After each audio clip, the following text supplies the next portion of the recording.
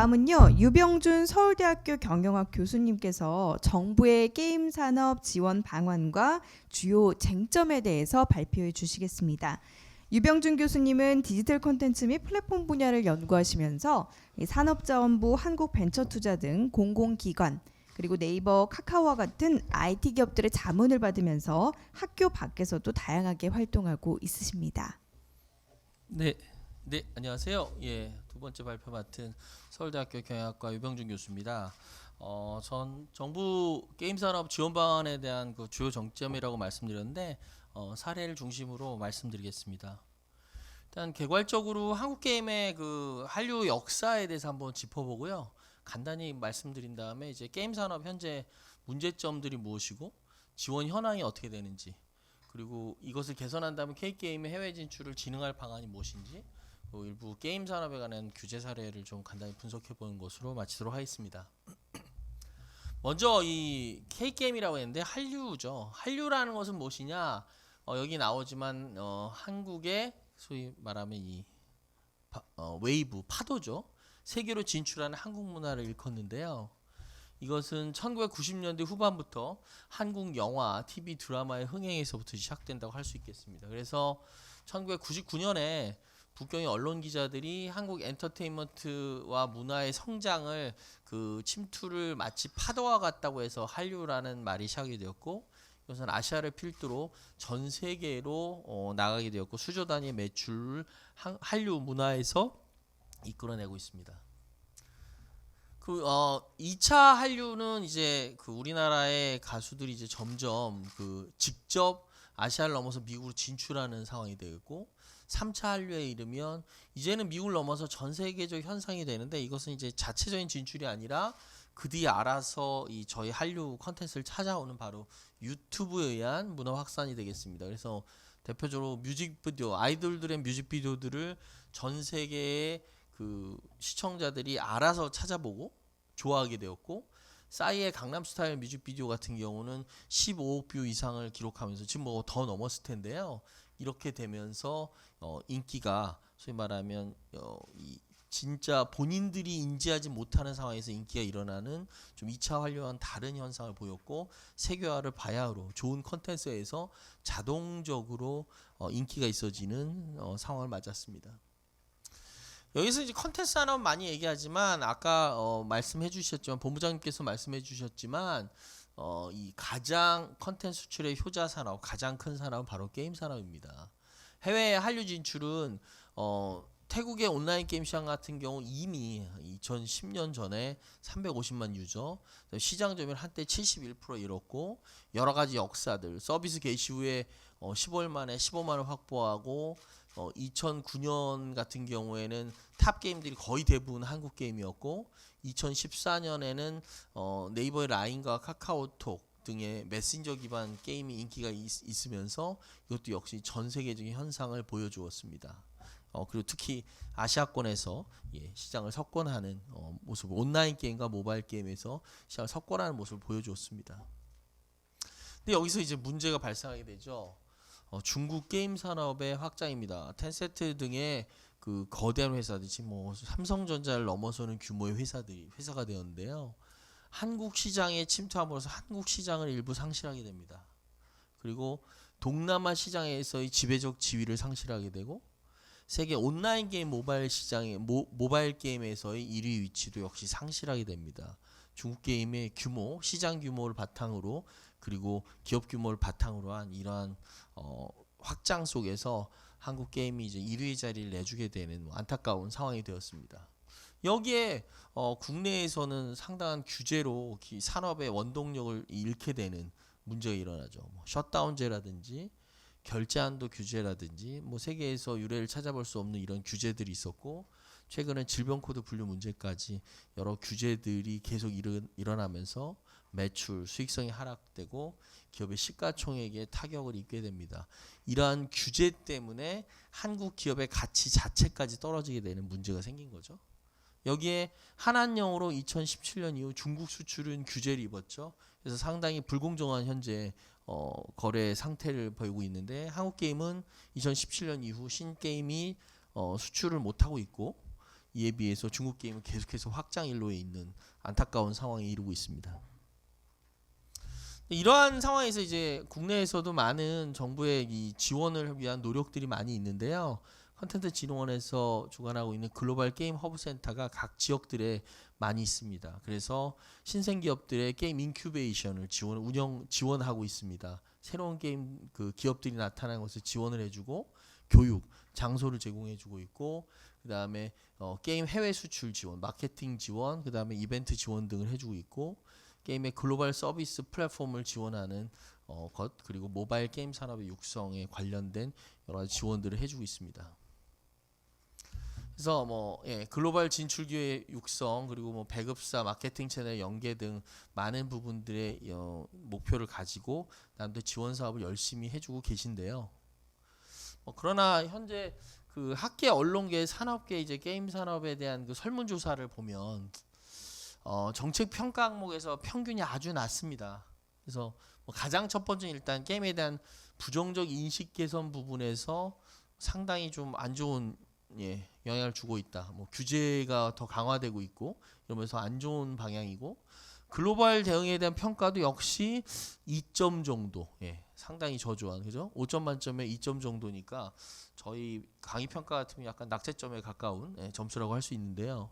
그리고 생태계 복구 면에서도 2.17을 저조하게 나타나고 있습니다. 그래서 나름대로는 열심히 하려고 노력은 하고 계시지만 업계 평가는 상당히 냉정한 편이 아닌가 좀 이런 부분이 있습니다.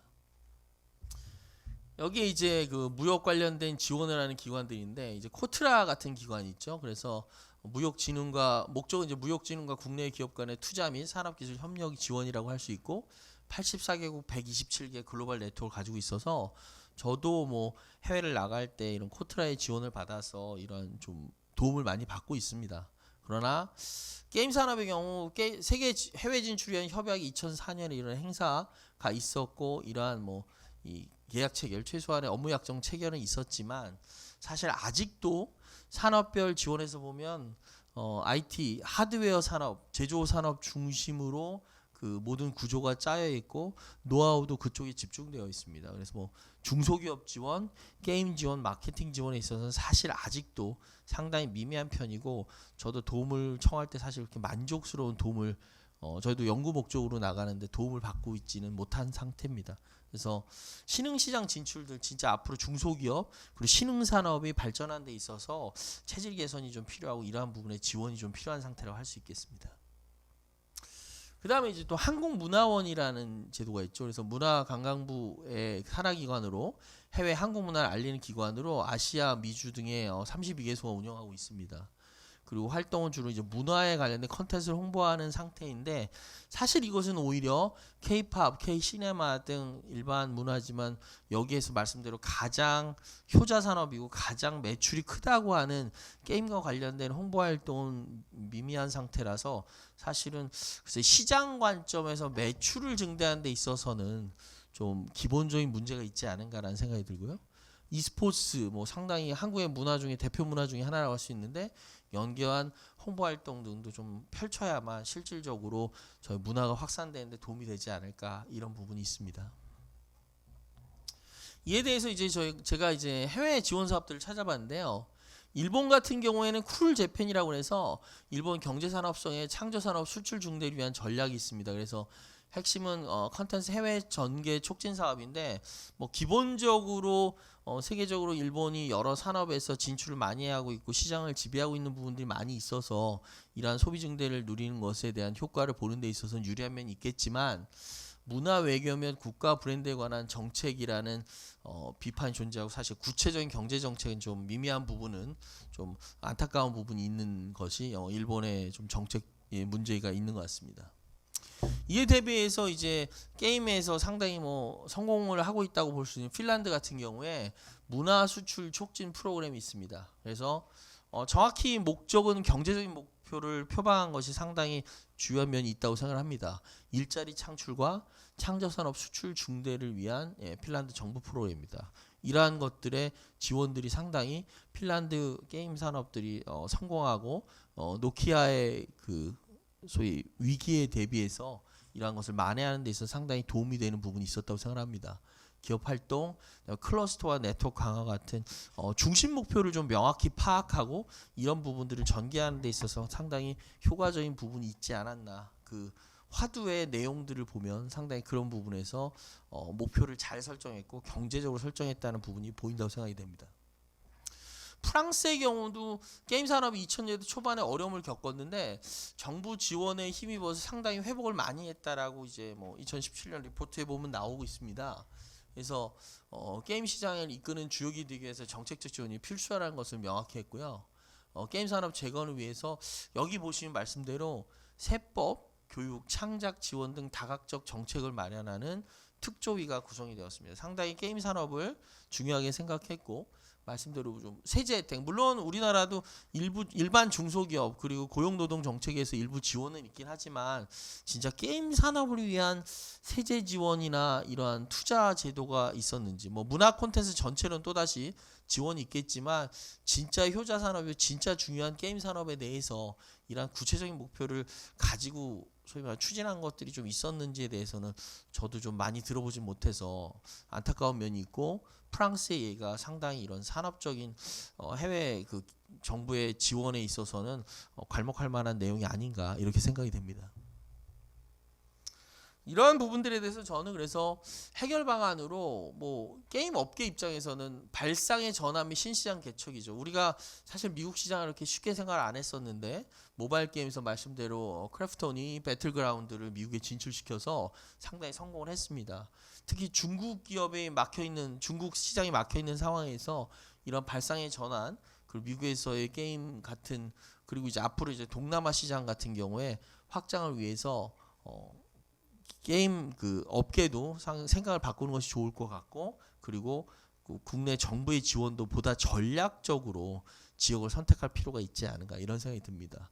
이를 위해서 뭐 넷마블 같은 경우에는 북미 회사를 매입하는 것까지 현지화 전략을 세운 것도 상당히 잘했다고 생각을 됩니다. 그리고 여기에 말씀대로 이제 K게임이라고 우리가 얘기했는데 진짜로 한류 평판을 이용한 게임 개발 및 시장 확대, 이게 K 컨텐츠를 이용하는 게임 개발 및 시장 확대가 보다 협력적으로 이루어진다면 뭐 예를 들어서 음악계와의 협력, 영화계의 협력 같은 것들이 보다 잘 이루어지고 조직화된다면 그건 정부의 역할이 크겠죠.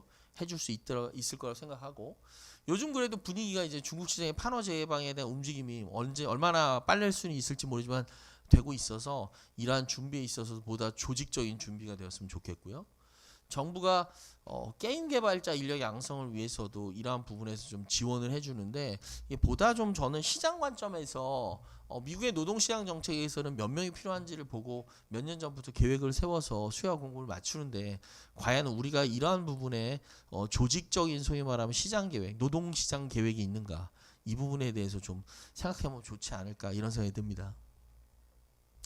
그래서 또 한 가지는 아까 마케팅 영업 부분에서 상당히 어려움이 많다고 그랬는데 저희가 말씀드린 정부기관이 많이 있지만 사실 정부기관보다는 우리의 퍼블리셔들이 세계적인 퍼블리셔들이고요. 상당히 네트워크를 잘 가지고 있습니다. 그래서 그들이 뭐 중소벤처기업부에서 요즘 하는 것과 같은 대기업과의 상생을 통해서 특히 마케팅, 해외 마케팅을 도와주는 협력을 하는 부분을 좀 생각하면 어떨까 싶습니다. 모바일 게임 퍼블리싱 순위에서 넷마블, NC소프트 등 우리나라의 주요 회사들이 지금 세계적인 회사들이거든요. 이들의 마케팅 네트워크가 아마도 정부의 네트워크보다 특히 게임 산업에서는 더 좋을 것으로 봐서 이 협력을 정부가 주관해 준다면 보다 빠르게 소위 말하면 성과가 날 수 있지 않을까 이런 상생적인 입장의 생각도 해보면 좋을 것으로 생각이 됩니다. 간단히 제가 제 연구했던 내용 중에서 좀 규제에 대해서 좀 안타까운 부분에서 좀 말씀을 드리고 싶습니다. 이게 이제 맨날 이제 규제 얘기를 너무 많이 해서 그렇긴 한데 간단히 말씀드리면 제가 이제 게임장애 질병 분류가 우리 규제에 또다시 도입된다면 우려성에 대해서 좀 연구를 해봤는데 WHO가 사실은 게임 장애를 이제 중독으로 표현한 건데요. 이것들에 의해서 소위 게임 산업의 매출이 감소하고 일자리가 감소하고 연간 산업 축소되고 사회적 비용이 추가 발생하는 부분을 봤는데요. 과거의 만화 산업 이 부분은 제가 말씀드리고 싶은 건 과거의 만화 산업이 우리나라 뭐 저질이다 뭐 이러면서 97년에 제약을 뒀었는데 이때 일어난 일은 뭐였냐면 이것에 의해서 우리나라 만화 산업이 뭐 질이 높아진 것이 아니라 일본 만화가 더 들어왔습니다. 그러니까 소위 말하는 우리나라 이 소위 컨텐츠를 때리게 되면 이것에 의해서 해외 시장에 유입이 드러나서 과연 누굴 위해서 좋은 것인지 저희가 추정하건대 약 매출에서 그 소위 말하는 해외 만화 컨텐츠 매출이 한 8,648억 대체를 하는 효과를 가져왔거든요. 이것에 이제 소위 경제적 효과 부분이 상당히 안 좋다는 것을 보여주고 있고요. 그다음에 저희가 유사 산업의 산업 효과를 분석해 보면 약 2조에서부터 1조에서부터 약 3조까지 이를 수 있는 정도 추정을 그 각 산업과 내용의 바운더리를 따졌을 때 약 1조에서 3조에 이르는 그 게임 산업의 그 매출 감소 효과가 기대된다고 할 수 있겠습니다. 이렇게 게임을 질병으로 생각하고 국내에서 이렇게 규제를 하게 되면 또 해외에서도 역시 한국 기업이 또다시 규제를 받고 있다 그러면 또다시 이것이 시장 가치 감소를 가져오는 역효과가 무지 크지 않은가라고 생각합니다. 더 나아가서 이게 이제 게임장의 질병 분류가 되게 되면 제가 또 걱정하는 건 뭐냐면 이게 인터넷 산업 전체도 중독으로 따질 수 있거든요. 그러면 뭐 요즘 많이 얘기하는 우리 학생들 얘기하는 카카오톡 중독, SNS 중독 같은 것들까지도 다 중독으로 다루게 된다면 그 효과, 인터넷 산업의 축소 효과는 저희 추정컨대는 약 지금 현재 타산업 추정 효과 연간 한 1,400억에 이르는 매출 감소 효과까지도 역시 일어날 것이고 이 의료에서 관련돼서 부담하는 금액이 약 1,000억 또 그다음에 치유 부담금 약 7천억까지도 이런 제도적인 것들이 나올 수 있다고 생각합니다.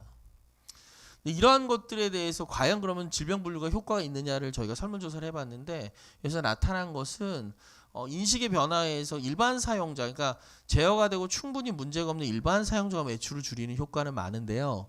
실제 중독자들의 그 소위 말하면 게임을 줄이는 효과는 별로 나타나질 않습니다. 직접 치유를 한다고 하긴 했지만 실제 성공은 언제나 정부가 표방하는 형태의 좋은 소위 말하는 규제 효과는 나타나지 않고 이보다 부정적인 효과들이 훨씬 더 큰 것으로 물론 일부는 뭐 효과가 있을 수 있겠지만 부정적인 효과가 훨씬 더 클 수 있는 것으로 보이고 있습니다. 저희가 추정한 거는 뭐 저는 절대 과대평가했다고 생각하지 않습니다. 총 생산 감소 효과는 타산업의 감소 효과까지 포함할 때 5조 2천억 그 취업 기회를 소위 일자리가 줄어드는 것은 약 34,000명의 일자리가 줄어들 것으로 봤습니다. 저희가 보이지 않는 피해라고 해서 상당히 관대한 경향이 있는데 그 파급 효과는 우리 특히 젊은이들이 양질의 소위 말하면 소프트웨어 개발업의 일자리를 34,000개를 잃게 되고 5조의 매출이 줄어든 효과가 충분히 있을 것이라고 생각합니다. 여기 뭐 저희 연구 결과는 한번 요약을 해봤고요. 여기서 저희가 정책적으로 제안드리고 싶은 것은 개인의 보호라는 뭐 국가가 보호해주겠다는 논리를 많이 하고 있는데 사실 소개 성과는 그렇게 크지 않은 상태에서 수출 침체, 수입 증가, 경제 침체 효과와 사회적 비용을 고려할 때 이것들을 생각한다면 보다 규제에 대해서 그렇게 쉽게 얘기하면 안 되지 않을까. 그 피해가 엄청난 데 비해서 파지티브 효과는 얘기하는 것만 나타나지 않는 것을 볼 때 우리가 게임 산업에 대한 규제나 이런 지원에 대한 입장에 대해서 보다 경제적으로 프랑스 정부나 핀란드 정부처럼 냉정하게 평가해 봐야 되지 않을까라는 생각이 듭니다. 마지막으로 결혼인데 제가 갑자기 왜 이 기생충 그랑프리가 나왔는지 하실 수 있는데 제가 곰곰이 생각하면 우리나라는 사실은 이미 많은 것을 이뤘다고 생각합니다. 저희 교과서에 나왔던 백범일지의 김구 선생님이 했던 말씀이죠. 우리나라가 원하는 것은 가장 아름다운 나라인데 그 소위 말해 힘에 의해서 무력적 힘으로 가장 큰 나라가 아니라 문화의 힘을 세계로 뻗치는 것인데 저는 이 부분 상당히 우리나라의 게임 산업과 그 문화 산업이 이뤘다고 생각을 하거든요. 그리고 이것의 바탕은 여기 수상소감에 나온 거지만 저는 바로 이 한국의 최고의 이 소위 말하면 유저들의 수준에 의해서 우리나라가 최고의 콘텐츠가 개발되었고 이것이 전 세계적인 경쟁력을 갖는 데 있어서 바로 이 소비자 힘이 컸다라고 생각합니다. 근데 안타까운 것은 이것이 정점이 아니기를 바란다. 모든 것을 다 이루었다고 생각을 하는 순간 저희가 이제 수그러들고 중국에 소위 말하면 밀리고 이렇게 될 수 있는데 여기서 멈추지 말고 우리의 힘을 지금 최고의 소비자 유저의 힘을 그대로 유지해서 세계적인 위치를 계속해서 유지한다면 뭐 이번에 그 그랑프리, 아카데미 그랑프리, 칸 영화 그랑프리를 넘어서서 저희의 위치를 유지할 수 있지 않을까 이런 생각을 해봤습니다. 네, 이상으로 발표 마치겠습니다. 감사합니다.